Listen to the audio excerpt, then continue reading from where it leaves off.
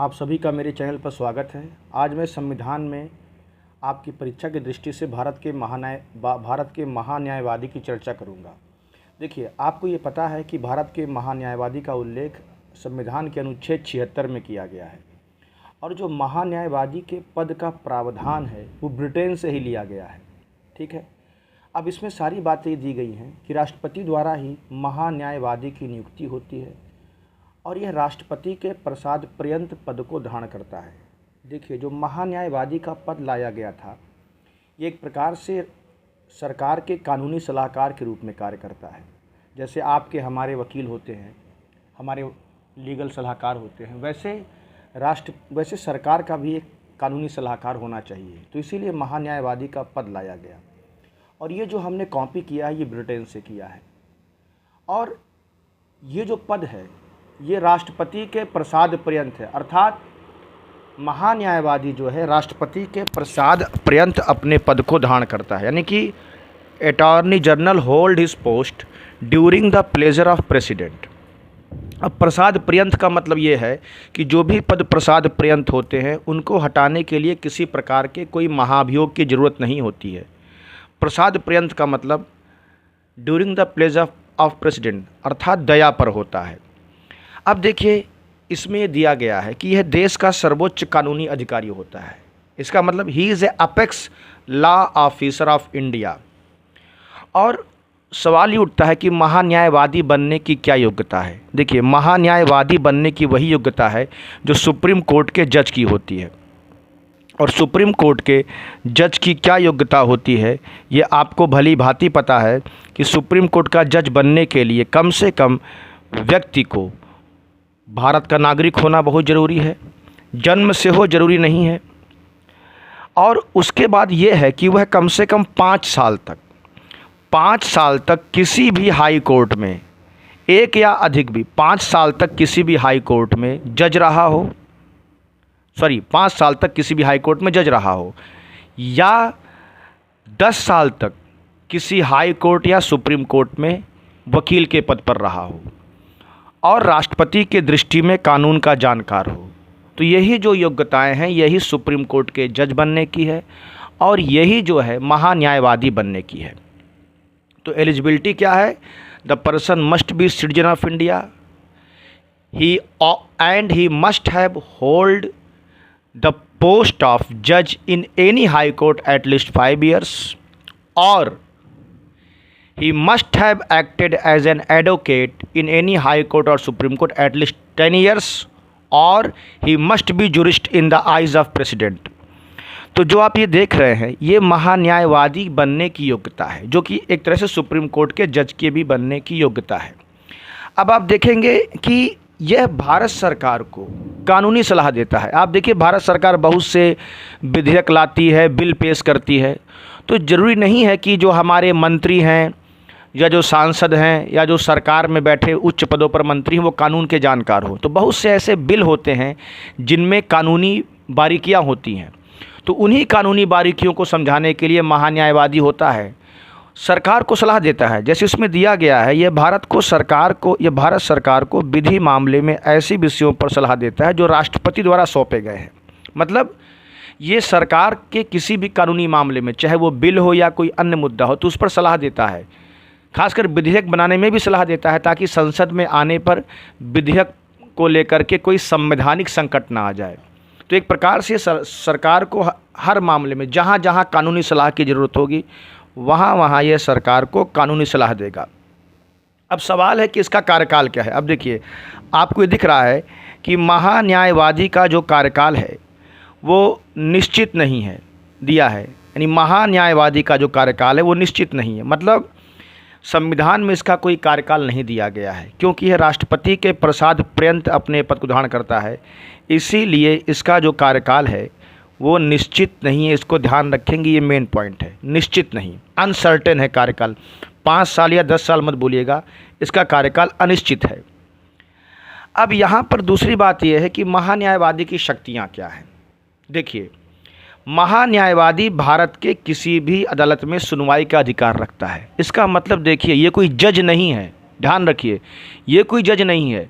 जहाँ भी भारत सरकार का कोई कानूनी मुद्दा होगा वहाँ पर ये भारत सरकार का पक्ष रखता है। ये कभी सरकार के अगेंस्ट में बात नहीं करता, ध्यान रखिएगा। ये कभी भी सरकार के अगेंस्ट में बात नहीं करता, ये सरकार का पक्ष रखता है। ये कुछ ऐसा है जैसे अगर आपका वकील आपके अगेंस्ट बोलेगा तो क्या आप उसको अपने वकील के रूप में रखेंगे? तो वैसे महान्यायवादी भी होता है, अटॉर्नी जनरल भी होता है।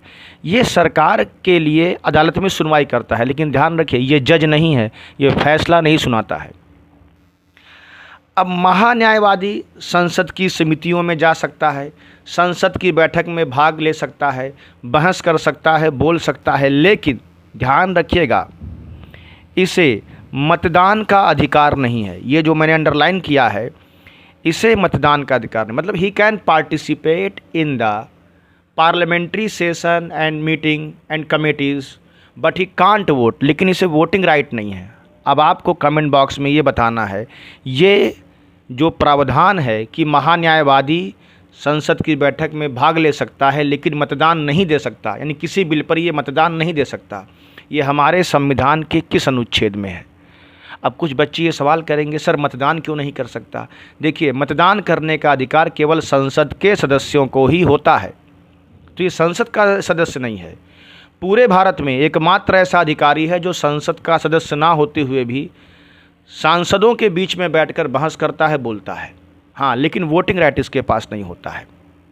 अब सवाल है कि क्या महान्यायवादी और सांसद में क्या समानता असमानता है?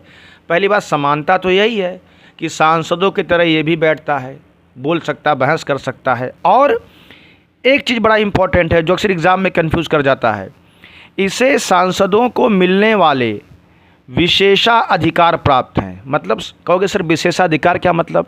जैसे आप जानते हैं ना कि सांसद अगर संसद भवन में कुछ भी बोलते हैं या कोई वक्तव्य देते हैं तो उस पर कोई कानूनी कार्रवाई नहीं हो सकती, उस पर कोई विधिक कार्रवाई नहीं हो सकती, ये उनको एक विशेषाधिकार प्राप्त है। तो ठीक यही विशेषाधिकार महान्यायवादी को भी प्राप्त है। यहाँ सांसद और महान्यायवादी में एक समानता है, इस बात को ध्यान रखिएगा। ये बहुत ही इम्पॉर्टेंट पॉइंट है जिस पर गलतियाँ अक्सर हो जाती हैं, ठीक है। ये जो मैंने अंडरलाइन किया, या मैं इसको अगर दिखाना चाहूँ तो मैं इसको इस प्रकार भी दिखा सकता हूँ ताकि इस पर आपका हमेशा फोकस बना रहे, क्योंकि अक्सर ये कंफ्यूज करता है कि क्या महान्यायवादी के पास वो विशेषाधिकार होते हैं जो सांसदों के पास हैं? मेरी बात ध्यान सुनिएगा, क्या महान्यायवादी के पास वो विशेषाधिकार हैं जो सांसदों के पास? तो देखिए, ये आपका लिए बहुत इम्पॉर्टेंट है कि ये इनके पास भी विशेषाधिकार है। मतलब ये उतने ही फ्री हैं बोलने के लिए संसद में जितने कि सांसद। हाँ, लेकिन ये बिल्कुल सांसदों के समान नहीं है। क्यों नहीं है वो आप समझ गए हैं। अब देखिए, बात करें, अब मैं आगे बढ़ता हूँ, इनको कैसे हटाते हैं। देखिए, इन्हें राष्ट्रपति द्वारा कभी भी हटाया जा सकता है। ये अपना त्यागपत्र यानी जो रेजिग्नेशन लेटर है वो राष्ट्रपति को सौंपते हैं, या सरकार द्वारा त्यागपत्र, यानी अगर सरकार भी त्यागपत्र दे दे तब भी इनके हटने के पूरे चांस होते हैं, क्योंकि जब नई सरकार आएगी तो वो अपने हिसाब से महान्यायवादी बनाएगी। अब इतनी बातें मैंने महान्यायवादी के बारे में बताई। ये पद ब्रिटेन से लिया गया है। तो अब आप कहेंगे क्या सर ब्रिटेन का महान्यायवादी भारत का महान्यायवादी सेम है? तो ध्यान रखिए, जो ब्रिटेन का महान्यायवादी है और भारत का महान्यायवादी बिल्कुल सेम नहीं है। ब्रिटेन में भी अटॉर्नी जनरल का पोस्ट है, भारत में भी अटॉर्नी जनरल का पोस्ट है, लेकिन ब्रिटेन का अटॉर्नी जनरल वहाँ के संसद का सदस्य होता है। नोट कर लेंगे, जो ब्रिटेन का अटॉर्नी जनरल है वहाँ के संसद का सदस्य होता है, लेकिन भारत का अटॉर्नी जनरल संसद का सदस्य नहीं होता। ये डिफरेंस है, ठीक है। अब यहाँ पर कुछ आपको मैं पॉइंट दे रहा हूँ जो आप ध्यान रखेंगे। ये आपको बताना है कि किस अनुच्छेद के तहत सांसदों को विशेष अधिकार दिया गया है कि संसद में उनके द्वारा किए जाने वाले व्यवहार या बोलने पर किसी भी प्रकार की कोई विधिक कार्यवाही नहीं हो सकती। ये आपको कमेंट बॉक्स में जवाब देना है। देखिए, अगर आप मेरे साथ मेरे पॉलिटी के सभी लेक्चर को देखेंगे तो आपकी तैयारी मतलब अच्छे खासे लेवल पे हो जाएगी। मैं ये नहीं कहता कि मैं 100% आपको दे रहा हूँ, लेकिन फिर भी उतना दे रहा हूँ कि अगर आप इस पर कमांड कर लेंगे तो अन्य की भी बातों को आप अच्छे से समझ सकते हैं, ठीक है। कोई भी चीज़ अपने आप में पूर्ण नहीं होती है, तो मैं भी यहाँ पूर्ण नहीं कह सकता अपने आप को, क्योंकि बहुत से लोग हैं जो इससे ज़्यादा भी बता सकते हैं। लेकिन अगर आप इसको ध्यान रखेंगे और जब कुछ ऐड करेंगे तो आपको ज़रूर फ़ायदा मिलेगा। लेकिन इतनी बातों को ध्यान रखिए, हालांकि मैंने मैक्सिमम बताने का पूरा प्रयास किया। तो यहाँ पर ये बताना है कि सांसदों को जो विशेषाधिकार मिला है संसद में बोलने का, कि उन पर उनके द्वारा किए जाने वाले किसी भी व्यवहार पर, संसद में जो वो व्यवहार करते हैं उस पर कोई विधिक कार्रवाई नहीं हो सकती। ये किस अनुच्छेद में दिया गया है, मतलब कि under which article MP have been given special right that no legal action of any kind can be taken against them for their behaviour और स्पीच इन पार्लियामेंट। ठीक है, तो मुझे उम्मीद है आप इसका आंसर देंगे और एक आंसर का जवाब और एक क्वेश्चन का जवाब और देंगे। ये भारत के वर्तमान महान्यायवादी हैं, आप इनका मुझे नाम बताएंगे कि वर्तमान में भारत के महान्यायवादी कौन है।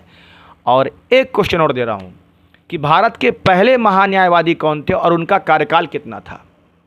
आप देखेंगे कि उनका कार्यकाल बहुत ज़्यादा रहा है भारत के पहले महान्यायवादी का।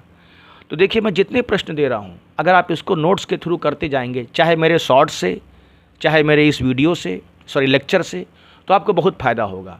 मैंने एक शॉर्ट्स के लिए कॉन्स्टिट्यूशन के जितने भी शॉर्ट्स बनाए हैं उनकी अलग से प्लेलिस्ट बनाई है, आप उनको जाके देख लीजिएगा और आप इसको ध्यान से पढ़िए।